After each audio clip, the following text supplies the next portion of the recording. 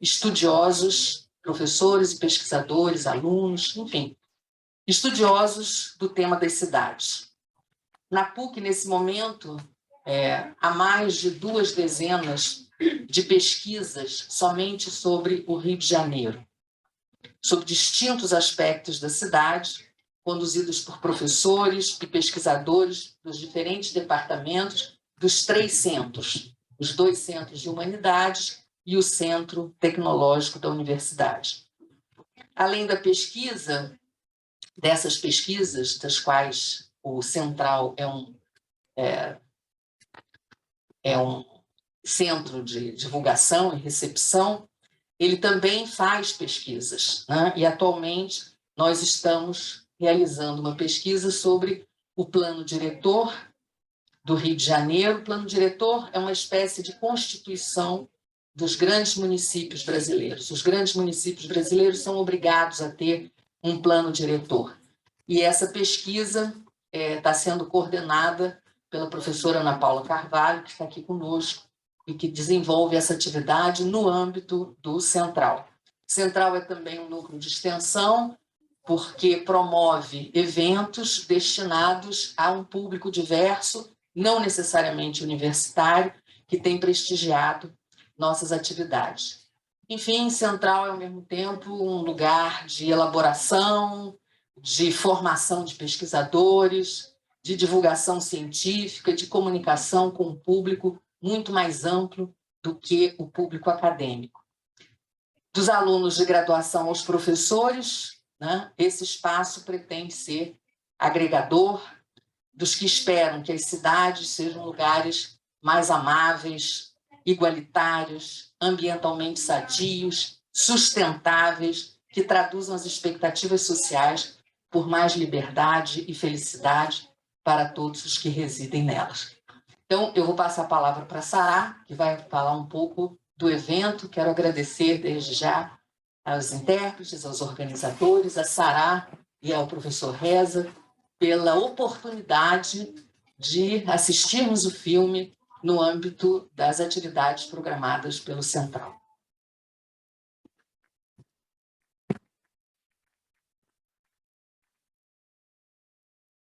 Obrigada, Maria Alice, que é professora associada do Departamento de Ciências Sociais, por aceitar promover esse evento pelo Central. A vida do professor Reza Shirazi ocorre como parte do projeto internacional de 4 anos, Co-Creation in Marginalized Urban Areas, financiado pela União Europeia, coordenado pelo professor Reza Shirazi, dessa Universidade de Oxford Brookes, Inglaterra. O projeto reúne 4 universidades, 2 na Inglaterra, Oxford Brookes e Bath, a UNAM, no México, e a PUC-Rio, em que estou como coordenadora. Registra a presença de professor, a Ângela não chegou ainda, mas do professor Fernando Esposito, do Departamento de Arquitetura, coordenador da pós da arquitetura, que participa do projeto desde 2019. Agradeço muito ao professor Reza Shirazi pela disponibilidade de nos oferecer essa manhã de debate em torno do filme documentário que ele dirigiu. E aí vou fazer um pequeno resumo da biografia dele, do currículo dele. É urbanista, pesquisador e professor associado em desenvolvimento urbano sustentável na School of Built Environment, Oxford Brookes University.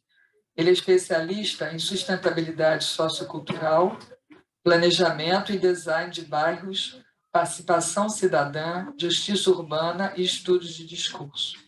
Ele fez uma extensa pesquisa em diferentes regiões e cidades da Europa, América do Norte e Oriente Médio, Norte da África. Reza foi professor visitante no Instituto de Desenvolvimento Urbano e Regional, na UC Berkeley, de 2018 a 2020. Investigador principal do projeto de pesquisa financiado pela União Europeia, Unjust Neighborhoods, Social Space of Justice in Urban Neighborhoods. Durante sua estada nessa universidade, Berkeley dirigiu o filme Never Surrender, que documenta a luta da comunidade por justiça ambiental. Finalmente, eu queria agradecer ao TEL por todo o suporte técnico, a secretaria do meu departamento, Ciências Sociais, e o suporte técnico do Departamento de Comunicação Social, que nos cedeu esse mini auditório.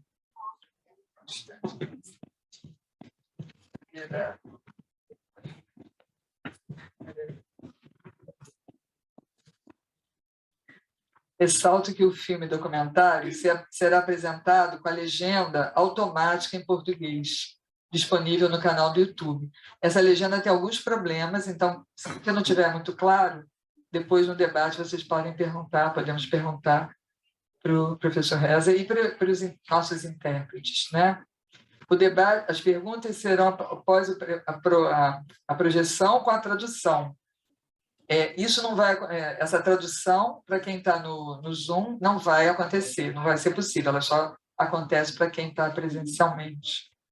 Como estamos no final do semestre, né, a gente criamos essa forma remota do Zoom, decidimos isso ontem, e nesse caso não será possível a tradução simultânea. Agradeço também aos nossos dois intérpretes, Silva e Leandro, que são estagiários, alunos do curso de formação de intérpretes da PUC-Rio. Nesse sentido, ressalto a preocupação que falemos devagar para colaborar com a tradução. Bom, então eu vou pedir agora ao professor Reza para um pouco explicar o contexto da realização do filme, né?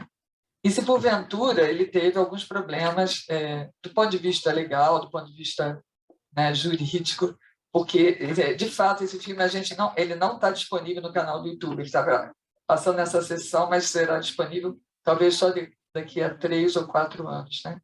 Professor Reza.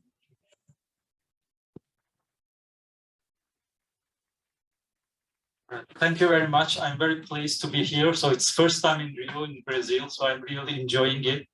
Also, thank you, Sarah and colleagues and the Central that made this event happen. The film that you are going to watch is called Never Surrender. I am not a documentary filmmaker, but I have made one. And the story is that, I'm architect, urban planner by education. But I was always inspired by the power of documentary filmmaking or documentary film in two directions. One, as a tool to do research for collecting data, very conventional or traditional data collection that we normally use. But we can also use filmmaking as part of this data collection during the research. But more importantly, I was also very inspired by the power of documentary as a communication tool or as a final production or as a byproduction for research. And we normally, I can elaborate on that in Q&A later, but very briefly is that we normally go to the communities, we work with the community members, we collect data, and always it is very ethical question that what we are going to give back to the community, because we normally produce papers, research articles, books, and community members normally don't read them. But this documentary film, this is my also experience that I can really prove it, that is a very good thank you for the community, because you provide a platform and spread it globally. So you see that now I am in Rio. Just a couple of weeks ago, I was in Romania, and then in Cape Town. So I'm screening the film all over the world. So so this documentary film allows me to spread their words and their struggle globally, and they can see themselves in documentary film. So I'm very happy that I'm doing this. But a little bit about the background. What was the reason that how I made this documentary film? I got a fellowship from the European Commission to do a research on urban justice in San Francisco. And this is why I went to UC Berkeley. It was 2018 to 2020 for 2 years. And I knew this is the case that you are going to watch the film. This is a neighborhood which was historically Black African neighborhood. And there is a shipyard in this area, which was, you will see that, it was contaminated during the Second World War. And afterwards, it was stopped functioning, but from 1990s, they started to develop the land. It's a massive land. It's the biggest development in San Francisco. But it has two types of problems. One is the decontamination, because the land was very much contaminated and radioactively contaminated. And the other thing is that they are going to build massive constructions, houses and offices and other urban facilities there. But the community from the beginning was struggling both in terms of issues around the environment and these issues around the contamination process, and also the gentrification that this will cause in the future.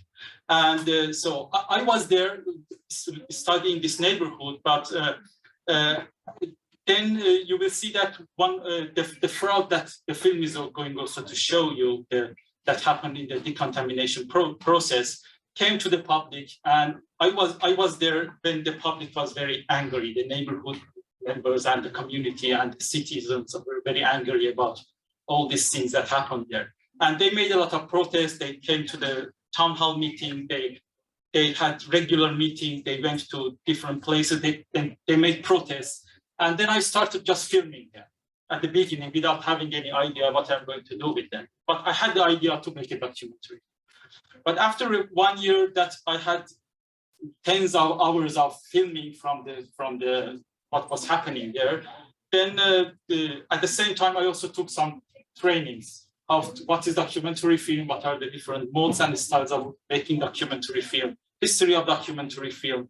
And so I educated myself how to make a documentary film, and also some technical aspects.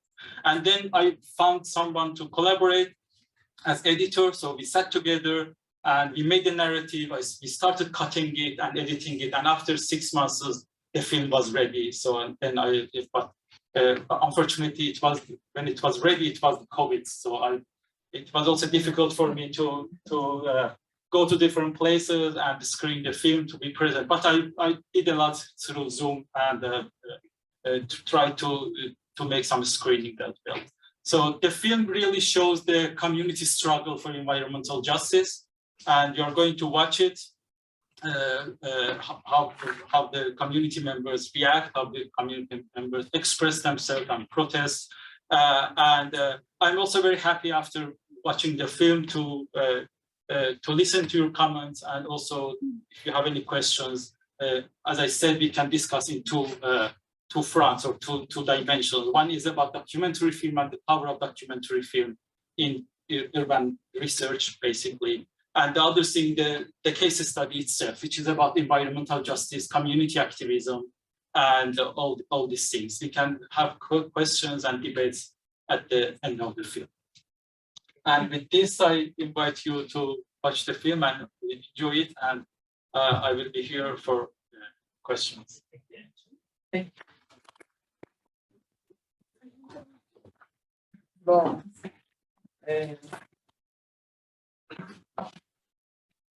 nós estamos todos ainda sob o impacto do... Já começou? Não. Estamos todos sob o impacto do documentário, né? Eu tive o prazer de assistir antes e fiz... Assim, a primeira questão que me surgiu foi como é que ele tinha chegado a essa questão, né? E aí ele contou um pouco antes de começar o filme e também o choque de perceber uma coisa dessa gravidade numa cidade que é uma das mais ricas dos Estados Unidos, né? Ele fala que disputa com Nova York, São Francisco e Nova York são as duas cidades mais ricas do país mais rico do planeta, né? Porque eu falei, se fosse no Brasil a gente ia achar bom, isso ocorre, né? Normal, entre aspas.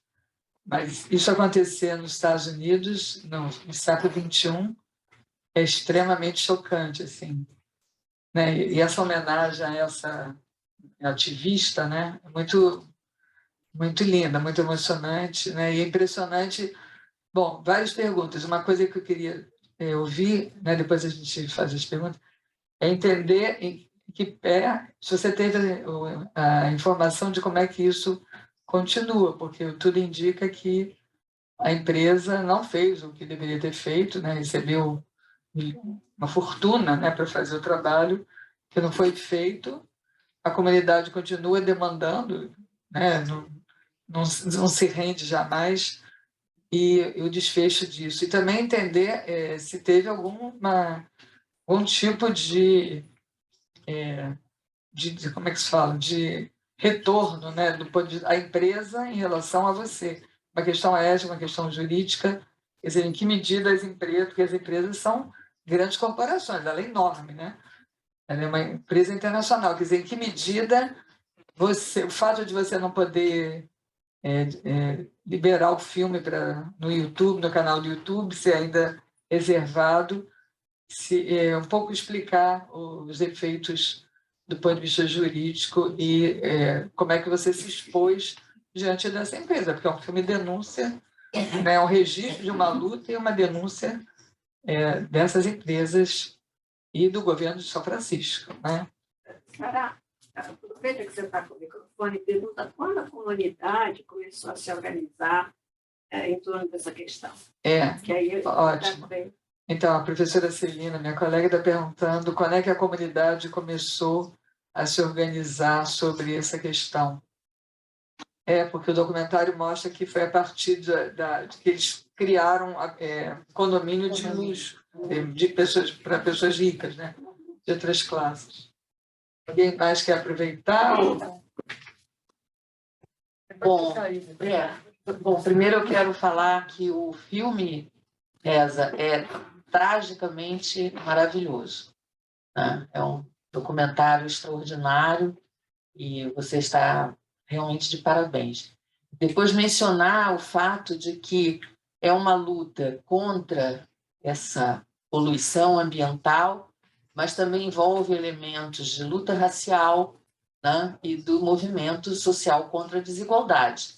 Eu acho que são 3 lutas que estão imbricadas, né?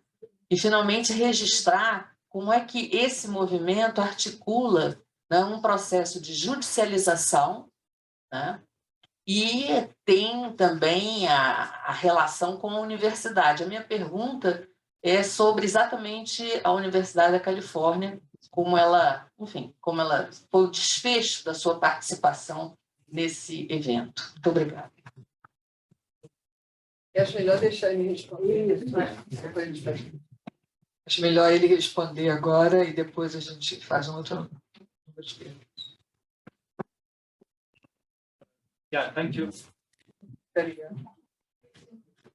Yeah, thank you for watching the film and for questions and comments. I just go through a couple of them. Yeah, of course, San Francisco is one of the, I believe they compete with New York somehow, but one of the richest cities in the US, and they have a lot of money, but the amount of inequality is also enormous, so very, very shocking. You just need to land in the city center, go out of metro, a couple of blocks afterwards, you will see homeless people.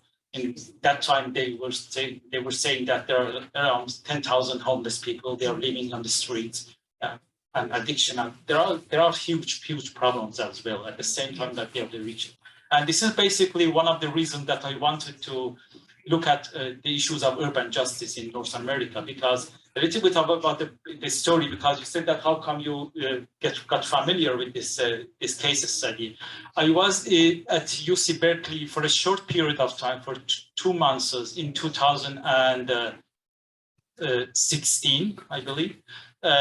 So I was doing a short visit there, and I had in my mind to work around issues of urban justice in North America, because I have done some work in other places, so I wanted to explore North America. And I said that the United States is the right place to work around urban justice, because there are a lot of inequalities. And of course, San Francisco also was the right place. So I put together a proposal.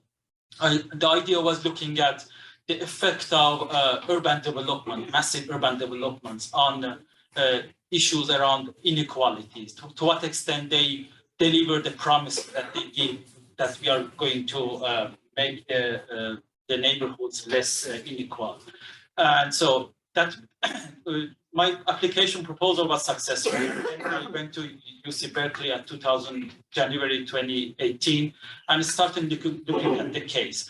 But the more I looked at the case, I realized that the case is very, very complicated, because it goes back to the history. Then I needed to dig into the history of it, and it is also very complex. You see that there are a lot of agencies, there are a lot of different parties involved in that, and it also has a long history. It started from Second World War. You know, I had to really work a lot of documents, but at the same time, it was the time that this fraud came to the public, and then people were aware of that. The people were angry and they started reacting on that.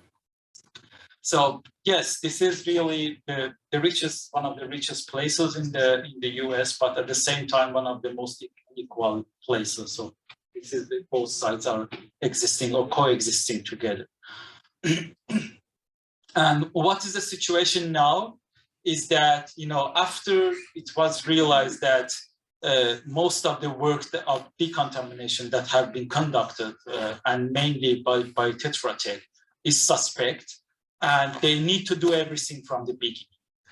Just a little bit about the more detail is that from 1990s that the Navy was responsible to clean the land. They divided the land into different parcels, and from parcel A to parcel F, I believe. So there are different parcels, and this is because of the level of contamination and the type of contamination, because they need different type of treatments. And so what has happened there is that in a number of parcels, that the work that they have done is suspect, because they noticed a lot of discrepancies in the data, they collected data, and there are a lot of other issues. So they need to do everything from scratch, from the beginning.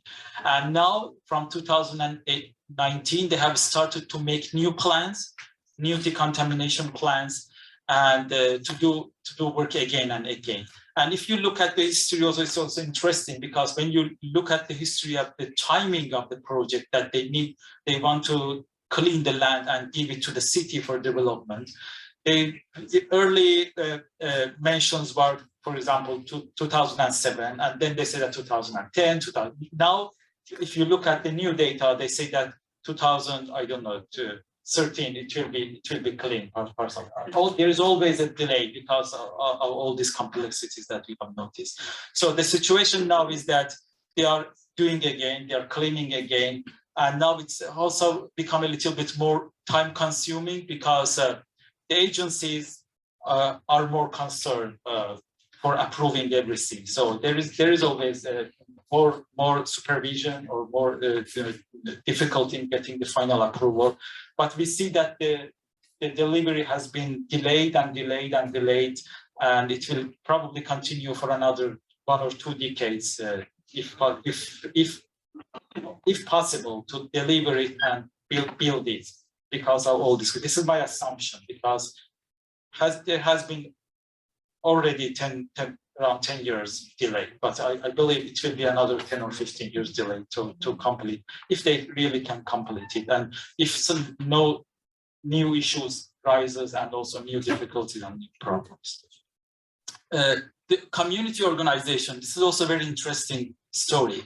You see that there are a lot of people involved in the community activism, and this is because of the tradition of activism in this neighborhood. Because I looked at it as well. When we go to early, for example, 1960s, we see that the community activism was very present in that time. And more interestingly, you will also see that a lot of women are very active and present for expressing. And there were also the women at that time. It was in 1960s, they had problems with upgrading and providing social housing for the community. And there was a fight from the community, and the women were also leading this activism. I mean, there is a tradition of activism in the community which comes all the way along. And then when I also were looking at the history of activism, saying that different NGOs, different non-profit organizations just came and get very active, and then a little bit they disappear. But they come and go. But there were always activism there, and they were very active in expressing themselves and organizing themselves. This is really one of the key points that I understood from my research, that there are a couple of issues, that what makes a case, the activism successful? There are a couple of factors. One is the consistency. I mean that they have to be consistent with demanding. If they stop, they will get it. No, this consistency was very, very key and very, very important. And the other thing is that I also understood from this case that it is not that important that you mobilize a mass volume of the people, but it is enough to have a good number of people that are always and consistently present in this. So this is much more important that of course it's always good to have more people on board, but it doesn't guarantee everything. But what guarantees is that the consistency of a good number of people that are always there and expressing themselves. And this makes really a movement very, very successful. And the racial struggle, and of course it is related to racial, but one of the things that I noticed in the US is that everything is racial, there. And it was one of the things that was shocking to me, because coming from the Middle East and even the Europe, the race is present, but not that much that is present in the US. Race is everywhere. And they're also discussing, but for example, the first time was I went to the Urban Affairs Association conference just before I went for doing research in the US. Then I was going to different sessions and I noticed that they're all talking about the race, but race is very present. Then it was the first time that I realized that really very, and when I was there for 2 years, I realized why the race is very present in every debate, because it has been founded on race and racism. So this is not a surprise that they're talking about racism, and racism is always an issue in different aspects of urban questions and urban struggles. And the University of California story that was involved in that, this is also interesting, the story. I can't tell the story behind that.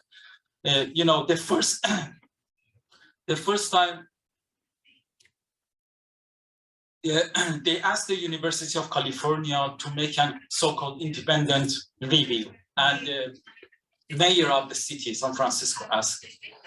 So I was at UC Berkeley in that time.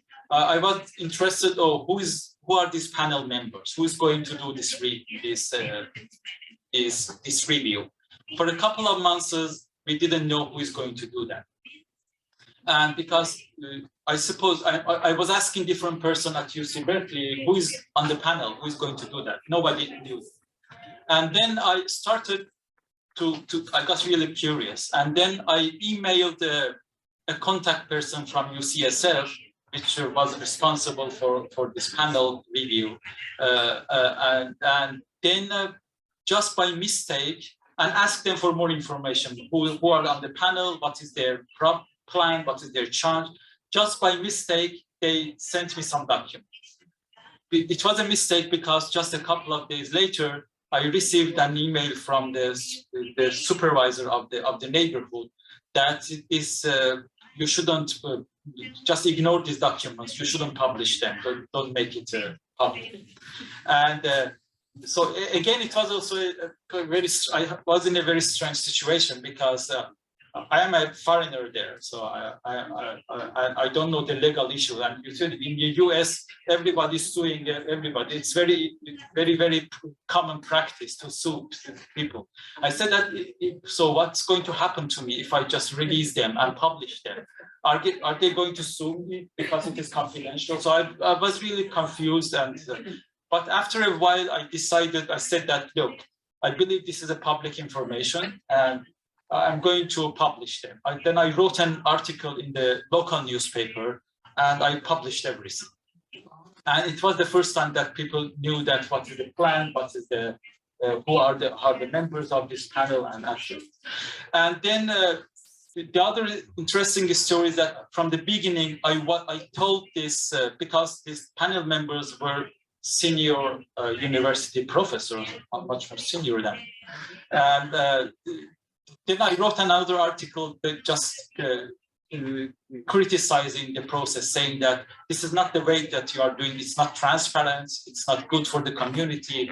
And I also met one of the panel members just explaining that they really,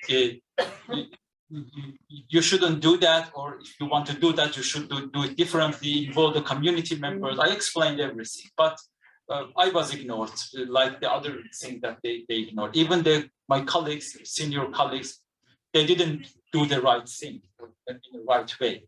And then you see that, for example, when they finished the review and they came to the community members, they didn't believe them, because they understood them as part of the system, that they're just going to show that everything is correct, but the community members didn't believe them. So I was aware from the beginning that it's not going to work. I told them, others also told them, but they didn't listen. But interestingly, finally, Professor Baums, in a later, 1 or 2 years later, admitted that they shouldn't do these things from the beginning. So it was really not they were not serving the community, but they realized that, but it was very, very late.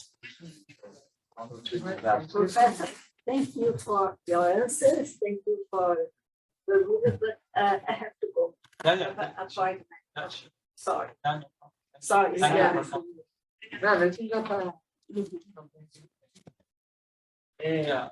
Tivemos um problema.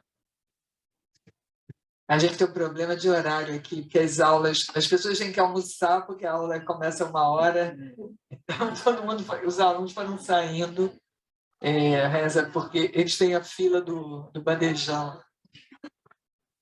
Mas é super interessante esse cenário. Você daí valeria um artigo agora sobre o impacto desse filme, né? Não sei se você vai poder publicar, vai publicar no Brasil, por exemplo, né? Que talvez essa empresa não esteja aqui, tem que descobrir. Sobre todo esse, porque é uma história em torno desse filme que é impressionante. E o papel da Universidade de Berkeley, nossa, é assustador, né? Impressionante isso. Queria saber mais.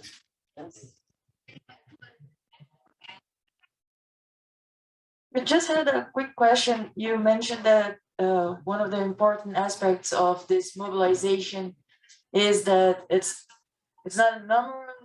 not so many people gather to mobilize, but you mentioned that they were regular in their mobilizations. To which factors do you deem this unity? Why do you believe they were able to keep this collective action so strong for so long? I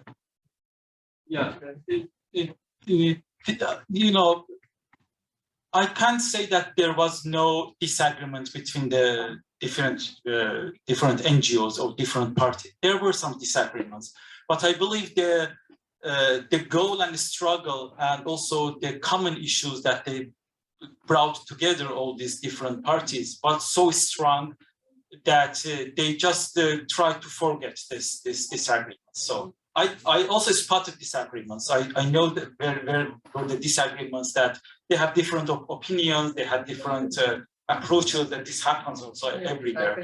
But because the problem was so strong and so touching, and so the problem was so big that they really, to a great extent, just forgot that and tried to support each other. When there was a protest, they tried to attend all the protests and forget these disagreements. Of course, there were disagreements, but the problem was so big that it was big enough to bring them together, and so that they send a collective voice to the city.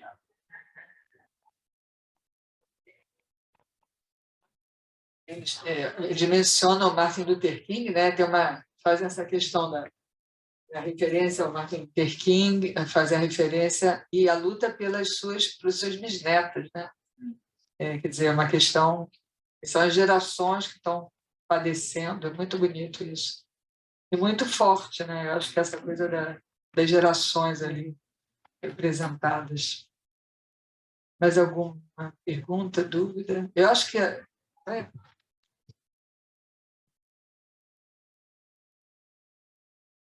Quanto à gentrificação daquele parcel lake, como é que está hoje em dia? Essa área que ela foi limpada, ela está ocupada agora por uma categoria mais gentrificada ou foi abandonada depois dos escândalos? The Girl from Ipanema. Yes, the parcel A has a different story because it was claimed that it used to be office space. You know, they claim that it was there was no decontamination constantly. Of course, some community members don't believe it, and we noticed that, you know, the thing that happened is that the parcel A, they have built, I don't know exactly the number now, but it should be around more than 400 condos. They have built more than 400 condos there. And you notice that, so there are new buildings, and a lot of people have moved outside the community, because interestingly, this is one of the most affordable places in San Francisco. The condos, the prices start probably from 600,000 up to 1,200,000, so more, but still it is considered affordable in San Francisco context. So there are a lot of people have purchased these houses and are living there, but many of them outside the neighborhood. But when all this fraud came to the public, they were also concerned that, okay, right next to us is so contaminated, so what about our land? And this is why they were asking for extra cleanup. And this is why they just brought these small vans and did the surface testing, which the community members were not happy with. But still, with this surface testing that just surfaced, or just scanned, just scan the surface, not below the houses. They found something. They found this radioactive material there. So when also they found it, the community members were more concerned that, so what about underneath our bedrooms that we are sleeping? So, but still, so the only thing that they managed to do was this surface testing and saying that, okay, of course we found something, but it is very deep in the, it was very deep in the land, and so you shouldn't be concerned. But still, they have some concerns. So parcel A, they are still under construction. They are building more on that land, but all the rest, they are waiting for cleanup to clean up and deliver to the city for construction. Bom, eu acho que vamos encerrar, né? Foi uma manhã muito especial, né? E agradeço muito ao meu professor Reza, né, por estar aqui, permitiu assistir esse magnífico filme e também saber de toda a história do documentário e da luta e das consequências e o risco que você corre e correu para a sua coragem, né? A sua coragem como professor intelectual e intelectual público, né? Também você registrar a memória dessa luta realmente é um prêmio, né, para essas pessoas, para os moradores, para a comunidade. Muito obrigada, Reza. Just say final words. First of all, again, thank you very much for organizing this. It was a pleasure to be here. But the final thing I wanted to say is that the environmental justice struggle, I believe, is a global struggle. And I know that there are several cases here in the Brazil which are happening. I'm aware of that. But there are very similar struggles. Of course, they have different dynamics, maybe they have different dimensions, but the general structure is the same. It's because of racism, it's because of inequalities, and it's just ignorance of the communities and the community struggles and mobilization and happening all over the world. And hopefully we are facing, let's have this hope that we will face a world that is less unequal than today. Thank you very much again for watching.